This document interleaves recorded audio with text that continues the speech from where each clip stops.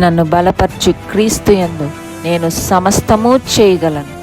దేవుడు మన పక్షమునుండగా మనకి విరోధి ఎవడు? ఆమేన్, ఆమేన్. Thank you Lord. వెళ్దాం రండి. ద్వితీయోపదేశకాండం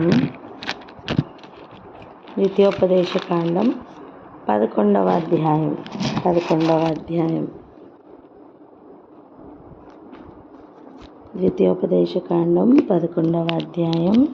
18వ వచనం చదువుకుందాం. 18, 19 వచనాలు. ద్వితీయోపదేశకాండం 11వ అధ్యాయం 18, 19 వచనాలు. కాబట్టి మీరు ఈ నా మాటలు మీ హృదయంలోనూ మీ మనస్సులోనూ ఉంచుకొని వాటిని మీ చేతుల మీదుగా సూచనలుగా కట్టుకునవలెను. అవి మీ కన్నుల నడుమ భాషికములుగా ఉండవలెను. నీవు నీ ఇంట కూర్చుంటున్నప్పుడు, త్రోవన నడిచినప్పుడు, పండుకున్నప్పుడు, లేచినప్పుడు వాటిని గూర్చి మాట్లాడుచు వాటిని మీ పిల్లలకు నేర్పి. ఇక్కడ నిన్న మనం ఆగాం. చూడండి, ఆయన ఇస్తున్న ఇన్స్ట్రక్షన్స్ దేని గురించి సంబంధించిన మాటలవి. ఆయన ఇచ్చిన ఆజ్ఞలను ఎలా గైకొనాలి, ఎలా వినాలి, ఎంత శ్రద్ధగా వినాలి, ఎప్పుడెప్పుడు వినాలి, వాటిని ఎప్పుడెప్పుడు జ్ఞాపకం చేసుకోవాలి అని చెప్తున్న మాటలు అవి. ఈరోజు ఒకసారి ఆలోచించండి, ఎంత వయసు అయిపోయింది మనకి? ఇలాగనే బ్రతికామా ఇంతకాలం?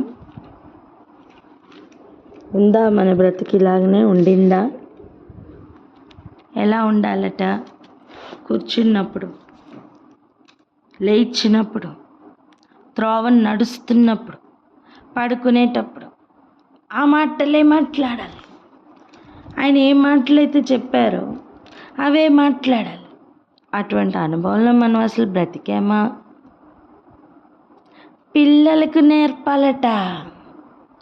చూడండి, మనం ప్రార్థనలో ఉండేటప్పుడు పిల్లలు కదా అని పక్కకు పెట్టడం కాదు, పిల్లల్ని ఆడుకోవడానికి పంపించడం కాదు, పిల్లలు మనతో పాటు ఉండాలి ప్రార్థనలో.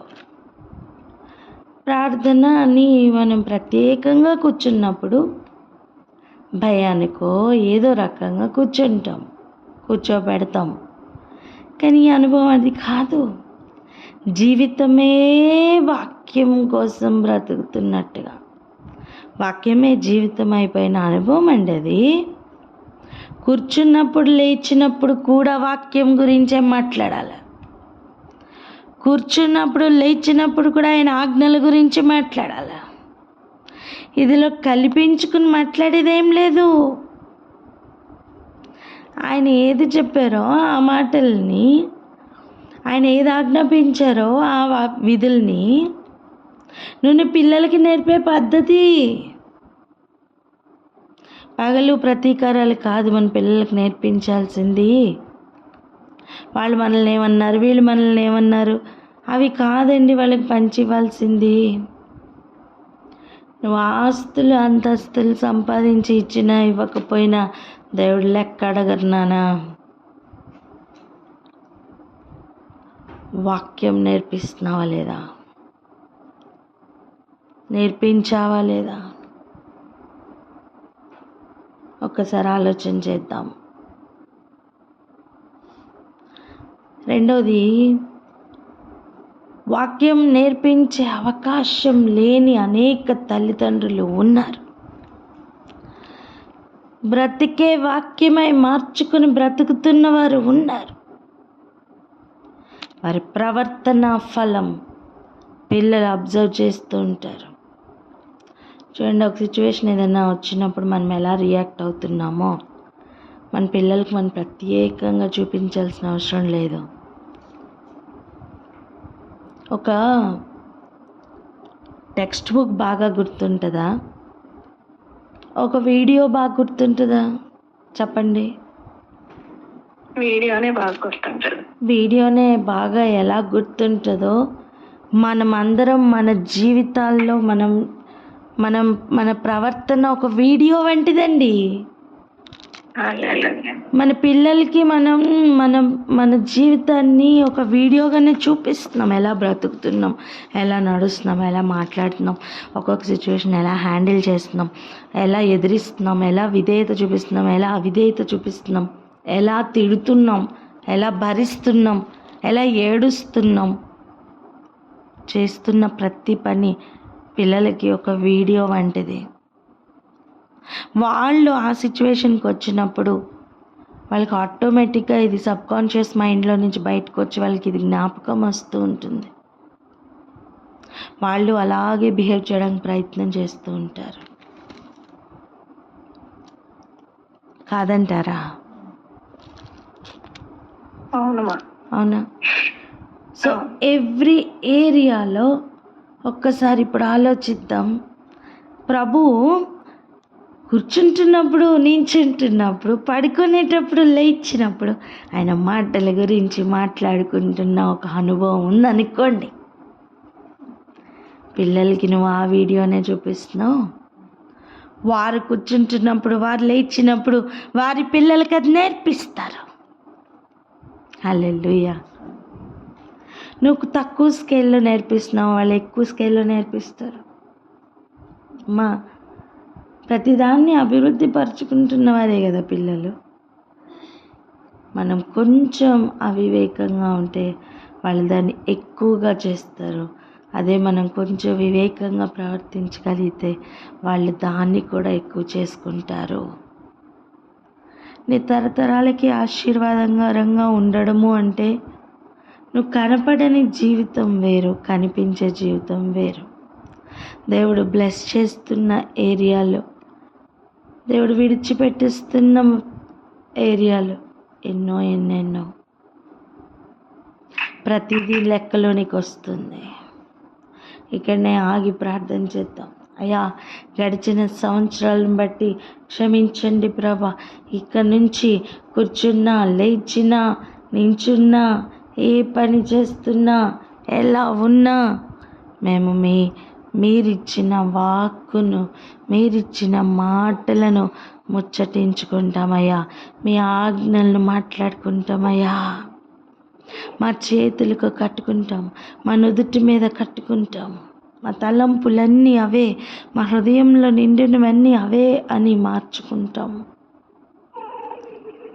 గడిచిన సంవత్సరాలను బట్టి క్షమించండి ప్రభా అంటూ ప్రార్థన చేద్దాం. ఎవరైనా ప్రార్థన అందుకోండి. హల్లెలూయా, హల్లెలూయా. స్తుతి స్తుతి, స్తోత్రం స్తోత్రం స్తోత్రం ప్రభా. నాయనా, నా తండ్రి, గడిచిన సంవత్సరాలను బట్టి ప్రభా మమ్మల్ని క్షమించమని ప్రార్థిస్తున్నాం. నన్ను మమ్మల్ని క్షమించమని వేడుకుంటున్నాం. నా తండ్రి ప్రభా, నాయన మేము నాయన నా తండ్రి మాదిరిగా ఉండలేకపోయాం. నాయన నా తండ్రి ప్రభా మమ్మల్ని క్షమించమని, నాయన నా తండ్రి ఎలాగనైతే నా తండ్రి ప్రభా నాయన కూర్చున్నా, నిల్చున్నా, నాయన నా తండ్రి ప్రభా పడుకున్నా, నాయన నా తండ్రి నడుస్తున్నా, ఏ పరిస్థితుల్లో ఉన్నా, ఎలా ఉన్నా నా తండ్రి మీరు ఇచ్చిన వాక్కును, మీరు ఇచ్చిన మాటలను నాయన నా తండ్రి ప్రభా మేము ముచ్చటిస్తామయ్యా. మేము మా పిల్లలకు వీటిని తెలియజేస్తాము ప్రభా. నాయన నా తండ్రి ప్రభా వాటిని మేము భాషికలుగా కట్టుకుంటామయ్యా. నాయన మా చేతులకు సూచనలుగా కట్టుకుంటాం ప్రభా. నాయన నా తండ్రి మా కన్నుల నడుముల భాషికాలుగా ఉండనిస్తాం తండ్రి. నాయన నా తండ్రి ప్రభా నేను అలాగే నా తండ్రి మేము మా తలంపులు, మా హృదయాలు, ధ్యానంలోనూ అంతట్లోనూ ఇదే ఉంటున్నట్లుగా ఈ రీతిగానే మేము నా తండ్రి ప్రభా క్యారీ చేసేటువంటి వారుగా మేము ఉండడానికి అయినా మీ కృప మాకు అనుగ్రహించండి ప్రభా.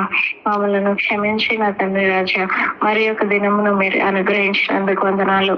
ఈ దినమెల్లా నా తండ్రి ప్రభా మేము వాక్కునే ఆయన నా తండ్రి ప్రభా మేము ఆయన పాటిస్తూ ప్రతిబింబింప చేస్తూ మీ నామానికి మహిమ తెచ్చేటువంటి బిడ్డలుగా ఒక్కొక్కరు తయారగినట్లుగా మా బిడ్డలను కూడా ఆ రీతిగా మేము పెంచినట్లుగా మాకు విశేషమైన జ్ఞానంలో అనుగ్రహించిన నిలబెట్టమని యేసయ్య అతి పరిశుద్ధ నామంలో మిక్కిలి వినయంతో ప్రార్థించి పొంది ఉన్నాము తండ్రి.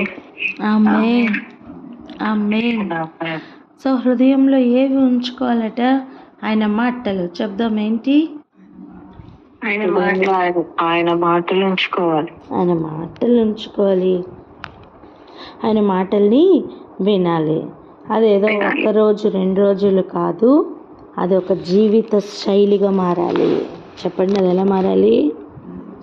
జీవిత శైలిగా మారాలి. ఆమేన్, ఆమేన్.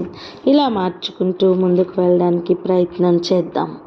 మనం అనుకోకుండా ఏది చేయలేం కనుక ఈరోజు ప్రభు సహాయం అడిగాం.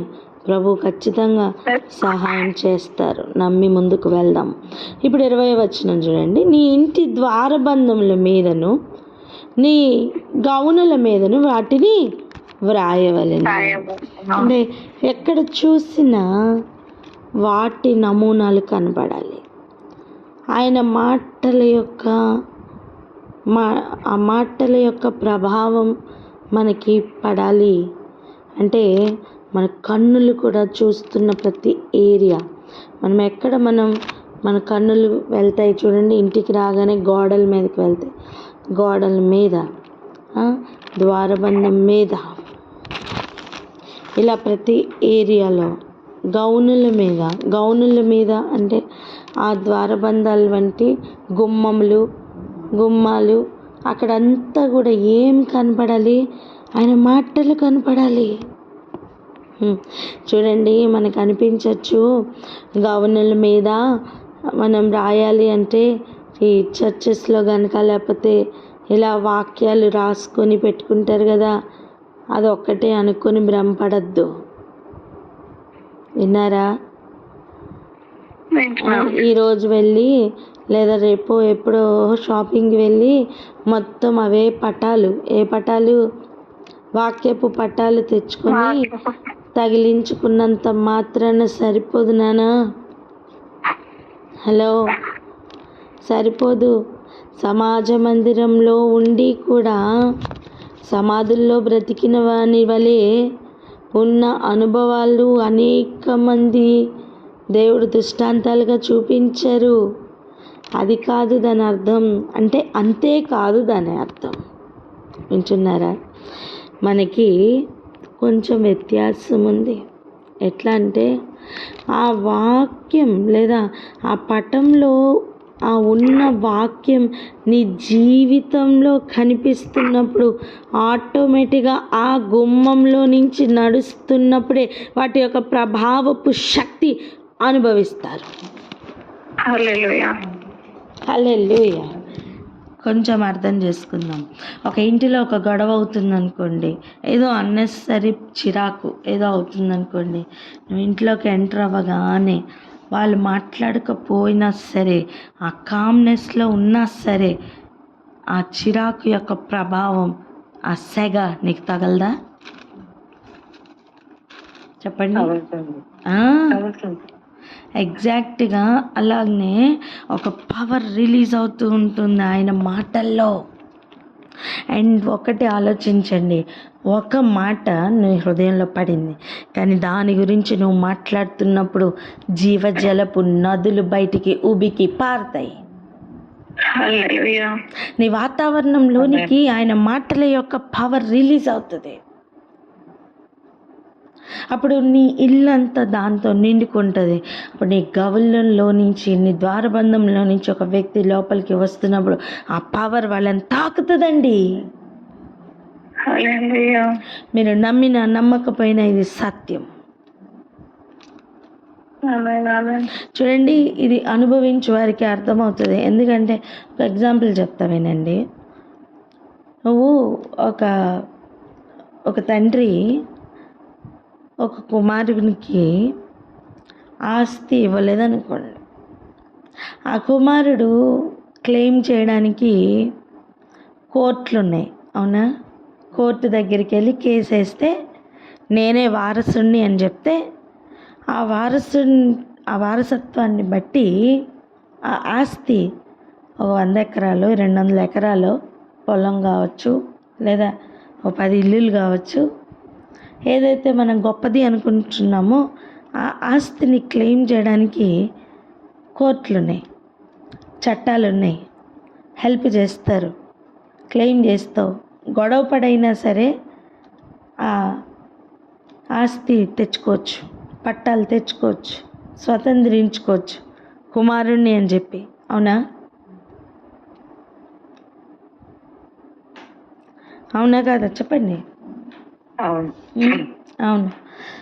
ఇప్పుడు అదే ఏరియాలో తండ్రి యొక్క ప్రేమ గురించి, ప్రేమ నోచుకోవడం కోసం కోర్టులో కేసేయి, అవుతుందా చెప్పండి? అవ్వదు. అవ్వదు, అవ్వదు. ఏది ప్రాముఖ్యం?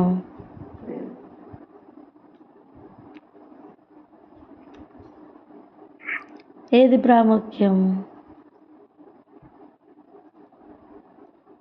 కాలం. ఆస్తా ప్రేమ? ప్రేమ. ప్రేమే. ప్రేమే. ఎంత వ్యత్యాసం ఉంది కదా. ఆస్తికి ప్రేమకి ఎంత వ్యత్యాసం ఉంది కదా. దాన్ని సంపాదించుకోవడానికి కూడా ఎంత వ్యత్యాసం ఉంది కదా. ఇదిగో ఆయన మాటలు నీ బైబిల్లో ఉండడం వేరు, ఆయన మాటలు నీ గోడల మీద పటాల్లో ఉండడం వేరు, ఆ మాటలు నీ నోటిలో ఉండడం వేరు. హల్లెలూయా. ఆమేన్. ఆయన మాట ఎప్పుడైతే నీ నోట వస్తుందో, ఎప్పుడైతే నీ చెవున పడుతుందో, అదొక ప్రాసెస్ గుండా వెళ్ళి, సిపియు వంటి ఒక ప్రాసెస్ గుండా వెళ్ళి మన ఒంటిలో నుంచి, వింటున్నారా, చెవుల్లో పడిన వాక్యం హృదయంలో చేరి క్రియ చేసి అది నీ నోటి గుండా బయటికి మరలా వస్తున్నప్పుడు పవర్ రిలీజ్ అవుతుంది.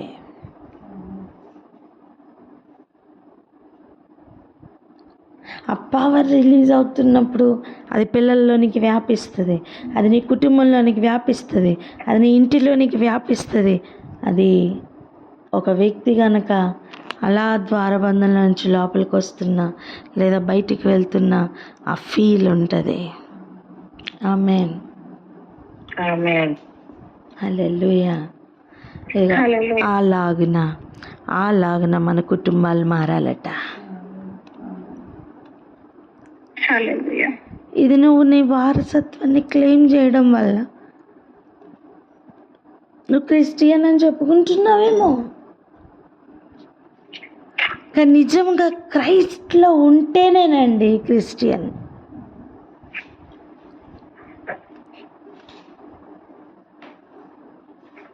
నువ్వు ఇండియాలో ఉండే ఇండియన్ నానా,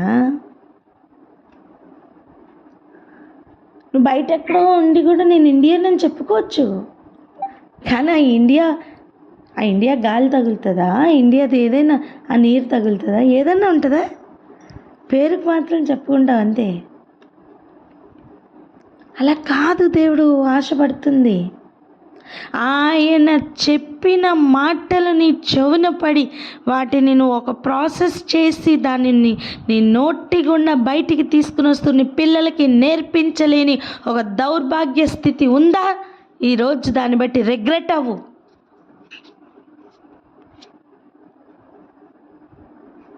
ఎంతమందికి ఈ మాటలు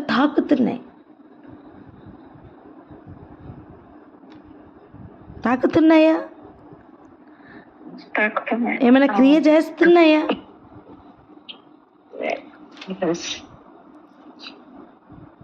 75 సంవత్సరాలు బ్రతుకు కోసం 25 సంవత్సరాలు కష్టపడి చదివిస్తున్నాం కదా. యుగ యుగాలు ఆయనతో ఉండబోతున్నప్పుడు ఆయన మాటలు నేర్పించడానికి ఇంకెంత కష్టపడాలి మనం ఇక్కడ. దేని మీద శ్రద్ధ పెట్టాలి, దేని మీద శ్రద్ధ పెడుతున్నాం, అన్ని విషయాలు ఒకసారి కొంచెం ఆలోచించుకుందాం. మన కుటుంబాలు అలా వాక్యం కొరకైన నిలయాలుగా మారిపోవాలి. ఈరోజు ఆశపడు, ఈరోజు ప్రవర్తనలో మార్పు తీసుకునిరా. ఖచ్చితంగా ఇది మనం చూస్తాం, ఈ మార్పును చూస్తాం. ఇదిగో అలాగు చేసిన ఎడల, 21వ వచనం, అలాగు చేసిన ఎడల యెహోవా మీ పితరులకు ఇచ్చేదని నేను ప్రమాణం చేసిన దేశమున మీ దినములను మీ సంతతి వారి దినములను భూమికి పైగా ఆకాశం నిల్చున్నంత కాలం విస్తరించును. ఇంకా విషయం చూడండి, మీరు మీ దేవుడైన యెహోవాను ప్రేమించి ఆయన మార్గములన్నిటిలోనూ నడుచుచు, ఒక మార్గంలో నడుస్తా, ఒక మార్గంలో నా ఇష్టానికి నడుస్తా. సాధ్యమేనా? కాదు. కాదు. ఆయన మార్గములన్నిటిలోనూ నడవాలండి. నేను భర్తకు లోబడతా కానీ నా తల్లికి లోబడను, లేదా నేను తల్లిదండ్రులకు లోబడతా కానీ నా భర్తకు లోబడను. సాధ్యమవుతుందా? అవదు. నేను ఇంటిలో మాట వింటాను, మా బాస్ ముష్కరుడండి, నేను మాట విన్ను. సాధ్యమవుతుందా? ఆయన మార్గంలన్నింటిలోనే నడిచినట్టేనా? కాదు. పనివార్లారా అని పిలిచి మరీ వాక్యాలు రాసిండ్రు. మరి ఏ యుద్ధం చేయాలి, ఏ యుద్ధం చేస్తున్నాం? మన యుద్ధోపకరణాలు ఈ లోక సంబంధమైనవి కావు సుమా.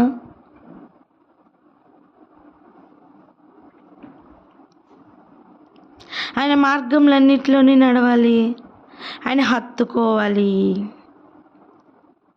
ఆయన హత్తుకొని మీరు చేయవలనని మీకు ఆజ్ఞాపించు ఈ ఆజ్ఞలన్నిటినీ అనుసరించి జాగ్రత్తగా నడుచుకొనవలెను.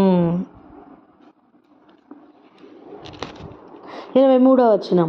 అప్పుడు ఎప్పుడు ఇలా చేసినప్పుడు యెహోవా మీ ఎదుట నుండి ఈ సమస్త జనములను వెళ్ళగొట్టును. హల్లెలూయా. మన చుట్టూ ఉన్న శత్రువులు ఇంకా వెళ్ళగొట్టబడట్లేదా?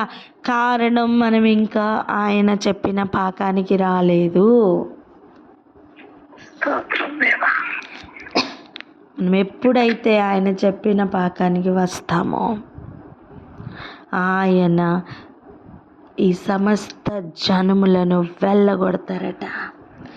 ఎవరా సమస్త జనులు? ఎవరో తెలుసా? నీ వాగ్దాన దేశమును ఆక్రమించుకున్న జనులు. చెప్పండి. నా స్థలమును ఆక్రమించుకున్నవారు అని చెప్పండి. నా స్థలమును ఆక్రమించుకున్నవారు. హల్లెలూయా. అది ఏ స్థలమైనా కావచ్చు. నీ స్థలమును ఆక్రమించుకున్నవారు. మనుషుల హృదయంలో స్థానం కోసం ఎంతకాలం కష్టపడి కోల్పోయావు నాన్న. సమయం అంతా వృధా అయిపోయింది, ఇంకా చాలు. మనుషుల హృదయంలో స్థానం సంపాదించుకోవాలని, అక్కడ స్థానం లేదని, ఎలా రియాక్ట్ అవ్వాలో తెలియక కష్టపడిన కాలం చాలు. నువ్వు దేవుని హృదయంలో స్థానం సంపాదించు. ఆటోమేటిక్గా దేవుడు నువ్వు ఎక్కడెక్కడ ప్లాంట్ చేయబడ్డావో ఆ ఏరియాలన్నీ కూడా స్వాధీనపరచుకున్నట్లుగా ప్రత్యేకమైన కృపతో నేను నింపుతారు. వాటిని ఆక్రమించుకున్న వారిని ఆయనే వెళ్ళగొడతారు.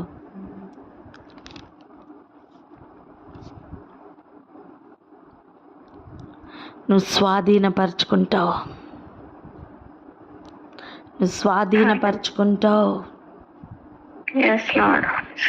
ఎన్ని విషయాలను స్వాధీనపరచుకోలేకపోతున్నావో తెలుసా? కానీ ఈ సంవత్సరం అలా ఉండదు. ఈ సంవత్సరం మన ప్రవర్తనలో మార్పులు తీసుకుని వస్తే ఈ సంవత్సరం అలా ఉండదు నాన్న. పిల్లలతో మాట్లాడేటప్పుడు గట్టిగా కఠినంగా మాట్లాడడం వల్ల మనం ఏమీ సాధించాం. స్ట్రిక్ట్ మమ్మీ, స్ట్రిక్ట్ డాడీ పేరు సంపాదించుకోవడం వల్ల ఏమీ సాధించము. స్ట్రిక్ట్ దేవుణ్ణి పరిచయం చేయి. ప్రేమ కలిగిన దేవుణ్ణి పరిచయం చేయి. ఆయన మాటల్ని వినిపించు. నీ ప్రవర్తనలోనే ఆయన మాటలు కనపడాలా. వారు చెప్పుదురే కానీ చేయరు అనే స్థితిలో మనం ఉండకూడదు. మన జీవిత శైలియే మారిపోవాలా వాక్యం వలె. పిల్లలు దాన్ని నేర్చుకుంటారు నాన్న. నీలో ఒక జలసీ ఉందనుకో, దాన్ని పిల్లలకి ట్రాన్స్ఫర్ చేయకు. నీతో అది కట్ అయిపోని. తరతరాలకు ఆశీర్వాదకరంగా ఈరోజు నీ ప్రవర్తన ఉండాలి. చెప్పండి, తరతరాలకు ఆశీర్వాదకరంగా నా ప్రవర్తన ఉండాలి.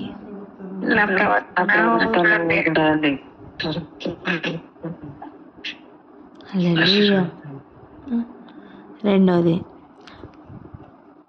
23వ వచనం చూడండి. అప్పుడు యెహోవా మీ ఎదుట నుండి ఈ సమస్త జనులను వెళ్ళగొట్టును. ఇవేవి చెయ్యకుండా ఆయన వెళ్ళగొట్టరు.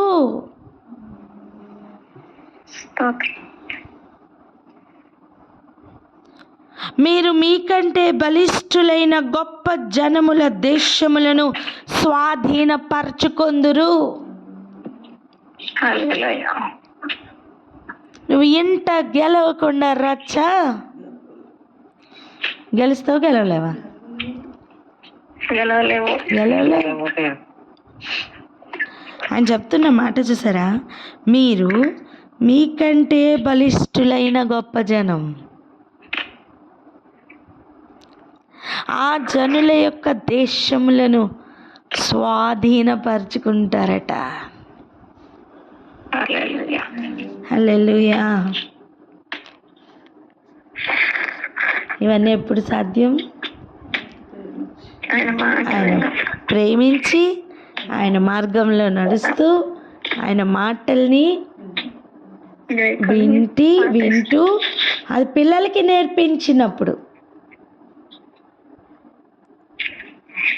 నీ గౌనుల మీద అవి రాసిన విధంగా, చెక్కిన విధంగా పాతుకుపోవాలా. అది ఎలా తెలుసా? మనుషులుంటే ఒకలాగా, మనుషులు లేకపోతే ఒకలాగా కాదు, జీవిత శైలిగా మారిపోవాలా. ఇక్కడ ఆగి ఒకసారి ప్రార్థన చేసుకుందాం. ఎప్పుడైతే జీవితం ఇలా మారుతుందో, ఇక ఆయన ఇవ్వబోతున్న వాగ్దానాలు, బ్లెస్సింగ్స్ అప్పుడు రిసీవ్ చేసుకుంటాం. ఇది చేయకుండా కాదండి. నాకు జాబ్ కావాలి అంటే, గవర్నమెంట్ జాబ్ కావాలి అంటే వస్తుంది. ఎప్పుడు వస్తుంది? నువ్వు పరీక్ష రాసి ర్యాంక్ తెచ్చుకుంటే వస్తుంది, అప్పుడు వస్తుంది. అవునా? అంతేగాని నువ్వు అనుకుంటే వచ్చేస్తుందా? నేను అనుకున్నానండి కానీ రావట్లేదండి. నువ్వు అనుకుంటున్నావు కానీ దాన్ని తగిన ప్రయాస పడుతున్నావా? కనీసం ఎగ్జామ్ రాస్తున్నావా? లేదు. ఏ ప్రయాస పడకుండా ఓ దగ్గర కూర్చొని నాకు జాబ్ కావాలి, నాకు జాబ్ రావాలి అంటే వస్తుందా? ఆశకు తగిన క్రియ కూడా కావాలి కదా, అప్పుడు కదా ఫలం వస్తుంది. అదేవిధంగా మనం పక్కన కూర్చొని ప్రార్థన చేసుకుని మళ్ళీ యథావిధిగా మన జీవితాన్ని కొనసాగిస్తే ఇవన్నీ రావండి. ఈరోజు ప్రార్థన చెయ్యి, ప్రాక్టీస్ చేయి. చెప్పండి, ప్రార్థన చేయి, ప్రాక్టీస్ చేయండి. అందరు మ్యూట్లు తీసి చెప్దామా? ప్రార్థన చేయి, ప్రాక్టీస్ చేయి.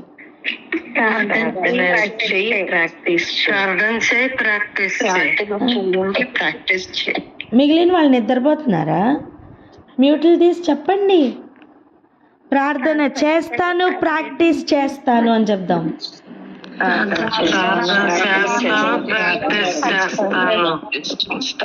హల్లెలూయా.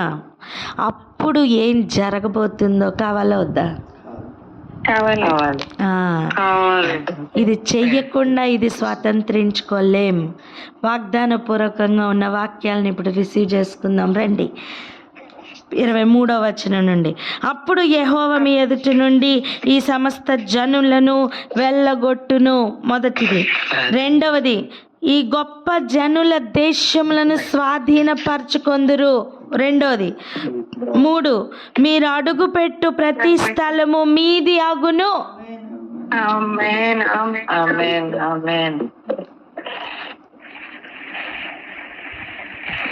ఎక్కడ నువ్వు ఎక్కడి నుంచి ఎక్కడి వరకు వ్యాపిస్తావు, సరిహద్దులు కూడా ఇచ్చేశారు.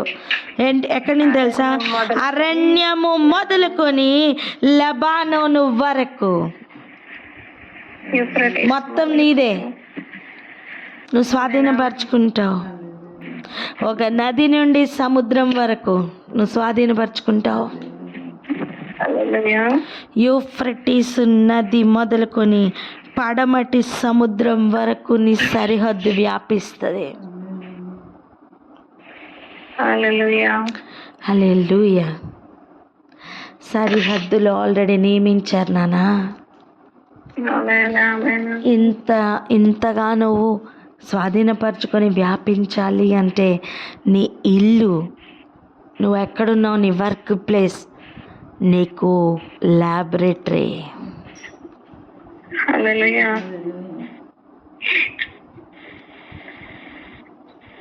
నువ్వు ఇక్కడ గొడవలు పెట్టుకుని ఉన్నావు కదా, నువ్వు స్వాధీనపరచుకున్న ఏరియాలో కూడా గొడవలే పెడతావు.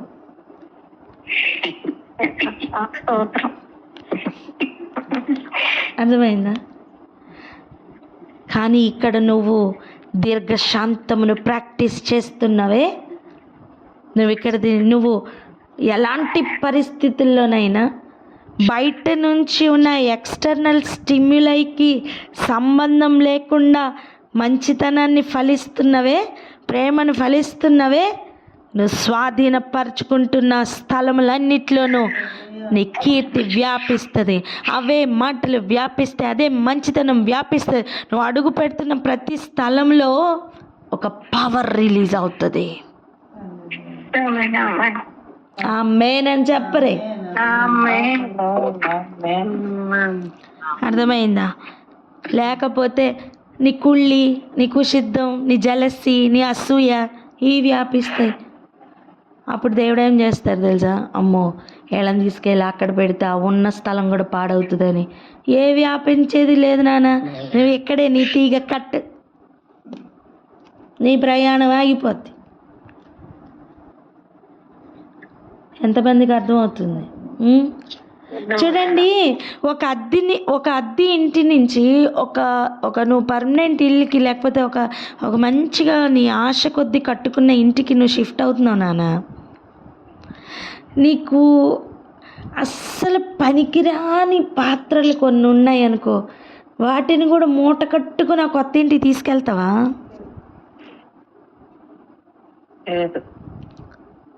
లేదు కదా. నువ్వు ఎంత బాగు చేద్దాం అనుకున్నా ఒక ఎలక్ట్రికల్ వస్తువు బాగా అవ్వట్లేదు నాన్న. ఎంత వ్యయపరుస్తున్నావు, ఎంత డబ్బు ఖర్చు పెడుతున్నావు. నీకు చాలా ఇష్టం, కానీ ఆ ఎలక్ట్రికల్ వస్తువు అదేదో ఒకటి అది పని చేయట్లేదు. ఆ కొత్త ఇంటికి నువ్వు తీసుకెళ్తావా? చెప్పండి, తీసుకెళ్తావా? తీసుకెళ్ళాం. మనుషులు మనమే మనకు పనికొచ్చే వాటిని తీసుకెళ్తే ఆయన మాట వినని ప్రజల్ని ఎందుకండి వ్యాపింపజేస్తారు? ఈ కంపు ఇక్కడ చాలదా, అక్కడికి కూడా తీసుకెళ్ళాలా?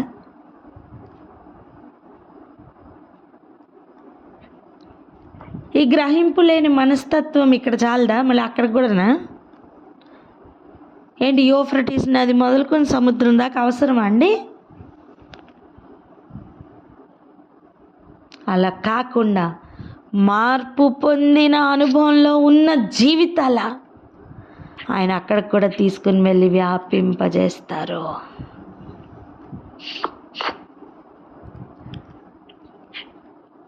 నేను రీసెంట్గా ఒక సిస్టర్ దగ్గరికి వెళ్ళాను కలవడానికి.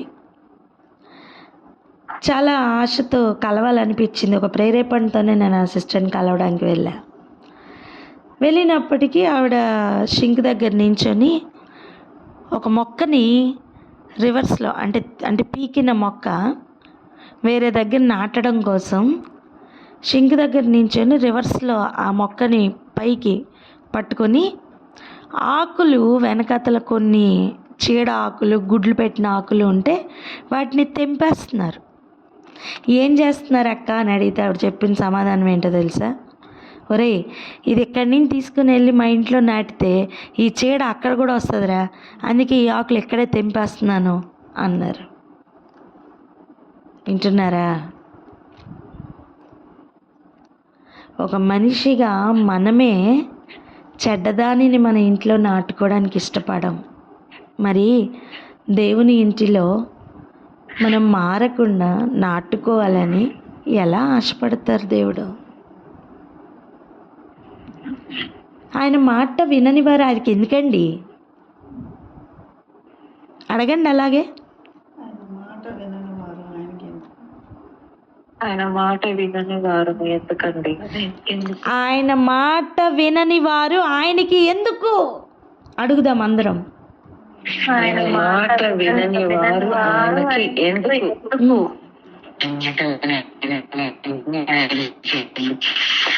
అంతే కదా.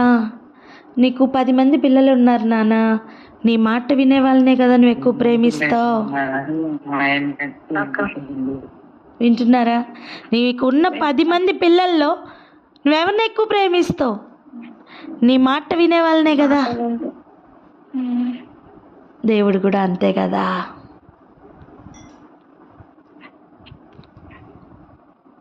మనం ఏమంటాం తెలుసా? మీరు ఎన్నన్నా చెప్పండి, అన్నీ చేస్తా, కానీ అమ్మో ఈ ఒక్కటి నేను చెయ్యను. ఏది? మాట వినడం.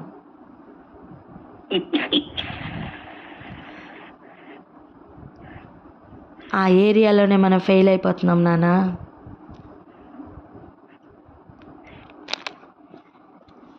ఇన్ని బ్లెస్సింగ్స్ని మనం మిస్ అయిపోతున్నాం. ఈరోజు మనం తీర్మానం తీసుకుంటున్నాం. నేను నమ్ముతున్నాను ఈ మాటలు చెవిన పడుతున్న ప్రతి ఒక్కరిలోనూ ఒక పరివర్తన వస్తుందని. ఆమేన్.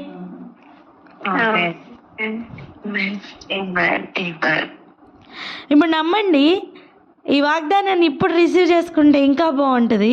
25వ వచనం, ఏ మనుష్యుడును మీ ఎదుట నిలువడు. ఎందుకు తెలుసా? ఎందుకు తెలుసా? నువ్వు ఆయన మాట వింటున్నావు గనుక.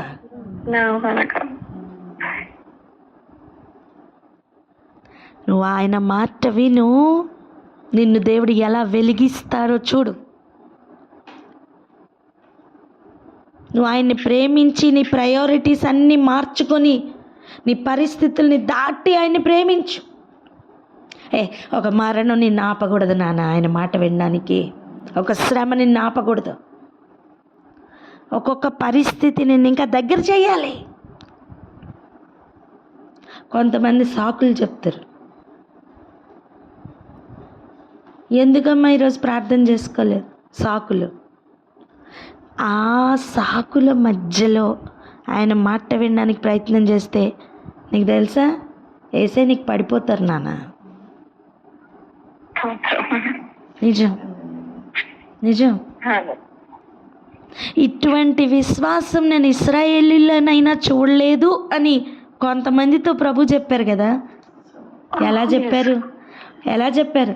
వారి పరిస్థితులను దాటి ఆయనకు వాళ్ళు విలువిచ్చారు, నమ్మకం పెట్టారు ఆయన మీద. ఇశ్రాయేలీలు కూడా పెట్టలేనంత విశ్వాసం వాళ్ళు పెట్టి చూపించారు. అక్కడ ఆయన పడిపోయారు నాన్న. అవును, నిన్ను ఆపేసే పరిస్థితులే నీ చుట్టూ ఉన్నాయి కాదంట్లా. వాటి మధ్యలో ఆయన ప్రేమిస్తే, వాటి మధ్యలో కూడా ఆయన మాటకు విలువివ్వగలిగితే, నువ్వు ఇచ్చిన విలువ 10 రూపాయలే, ఆయన ఇస్తే విలువ ₹1,00,00,000 లెక్కలో ఉంటుంది. అంత రేషియో డిఫరెన్స్ ఉంటుంది. మీకు అర్థమైందా? 10 రూపాయలు ఇచ్చి ₹1,00,00,000 తీసుకోమంటే 10 రూపాయలు ఎంతమంది ఇవ్వరండి? అర్థమైందా? ఎంత లెక్క చెప్పండి. 10 రూపాయలు ఇస్తే ₹1,00,00,000 రిటర్న్ వస్తుందట. అది అలా ఆయన మాట వింటే ఇవన్నీ ఆయన మన పట్ల చేస్తారట. ఏ మనుష్యుడు నీ ఎదుట నిలవలేకుండా దేవుడు నిన్ను నిలబెట్టబోతున్నారు. తాను మీతో చెప్పినట్లు మీ దేవుడైన యెహోవా మీరు అడుగుపెట్టు దేశమంతటి మీద మీ బెదురు, మీ భయము పుట్టించును. ఇప్పుడు దాకా పరిస్థితి ఏంటో తెలుసా? నువ్వు అడుగు పెట్టిన స్థలం చూసి నువ్వే భయపడ్డావు. అమ్మో, ఈ స్థలం ఇక్కడ నేను ఎలా సర్వైవ్ అవ్వాలి, బాబోయ్ ఇది ఎలా? కాదు,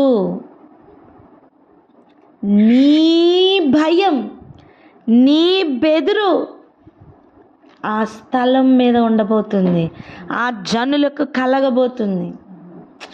సమూయేలు వస్తుంటే ఒక్కొక్క ప్రదేశం వాళ్ళు అడుగుతుండేవాళ్ళు, అయ్యా ఈయన ఎందుకు వస్తున్నాడు, సమాధానంతోనే వస్తున్నావా అని అడిగేవాళ్ళు. అలా ఆయన బిడ్డల యొక్క బెదురు, ఆయన బిడ్డల యొక్క భయం ఆ ప్రదేశం మీద ఉండబోతుంది. ఆమేన్, ఆమేన్, ఆమేన్.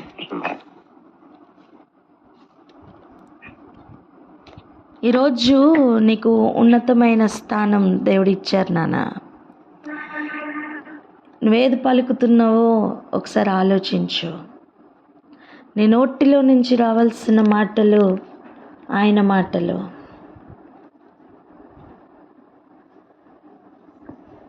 నువ్వు అది వినకుండా ఆయన మాటలు బయటికి రావు. నీ హృదయంలో నింపుకోకుండా ఆయన మాటలు నువ్వు మాట్లాడలేవు. తక్కువగా కూర్చుకున్న వాడికి తక్కువ కాల, ఎక్కువగా కూర్చుకున్న వాడికి ఎక్కువనూ కాల.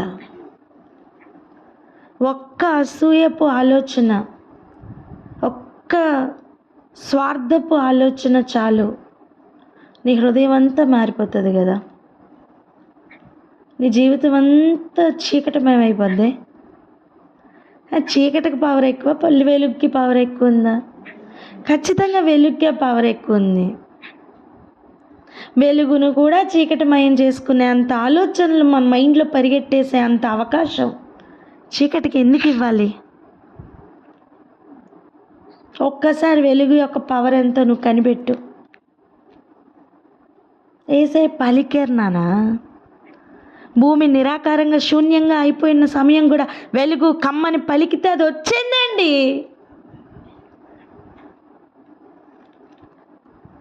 పలికే ఒక్కొక్క పలుకులో ఉన్న పవర్ ఏంటో ఈ రోజుకి కూడా దేవుడు చూపిస్తూనే ఉన్నారు. వెలుగు చీకటిని వేరుపరచి ప్రతి దినం గడుపుతున్న మనం పగటికి పగలు, రాత్రికి రాత్రి తెలియజేస్తున్న బోధ నీకు వినపడట్లేదా?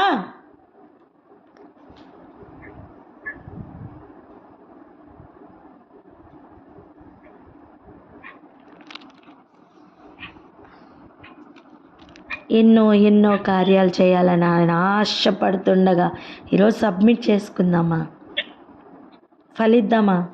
ఎక్స్టర్నల్ స్టిమ్యులైతే సంబంధం లేకుండా ఫలిద్దామా? అర్థమేంటో తెలుసా? పరిస్థితులన్నీ బాగున్నప్పుడు బాగా నవ్వడం, బాగా సంతోషంగా ఉండడం, విశ్వాసంతో ఉండడం. పరిస్థితులు ఏదైనా అటు ఇటు అయితే ఎందుకు ఇలా జరుగుతుందో, ఎందుకు ఇలా అవుతుందో అవిశ్వాసపు కోరలతో మనల్ని మనమే చంపుకోవడం ఎందుకండి?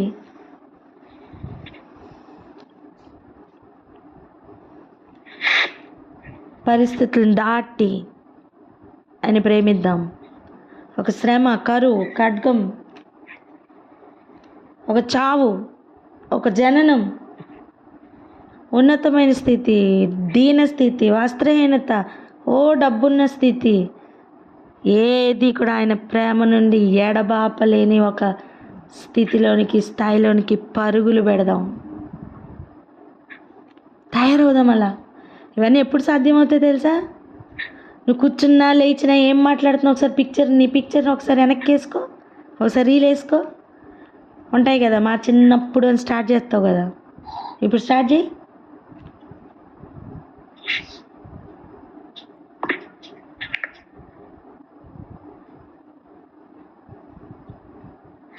ఆయన సింహాసనం ఎదురుగుండా సిగ్గుపడనక్కర్లేని ముఖములతో నిలబడాలంటే ఈరోజు సిగ్గుపడాలి.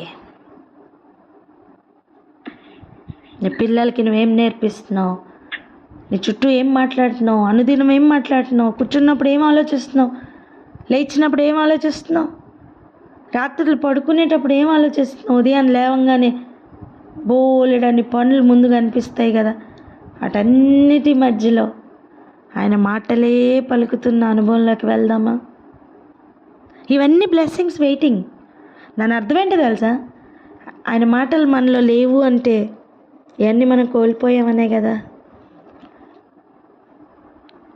నువ్వు ఎక్కడ అడుగు పెట్టినా నీది ఎందుకు అవ్వట్లేదో తెలుసా? ఇలాంటి బ్రతుకు లేదు.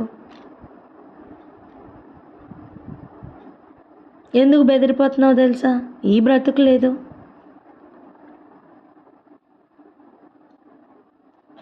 దయచేసి గ్రహించి ఆయన కోరుకుంటున్న జీవితంలోకి మార్పు పొందుదాం. ప్రార్థన చేసుకుందాం. అక్క. హల్లెలూయా. Thank you Jesus. Thank you.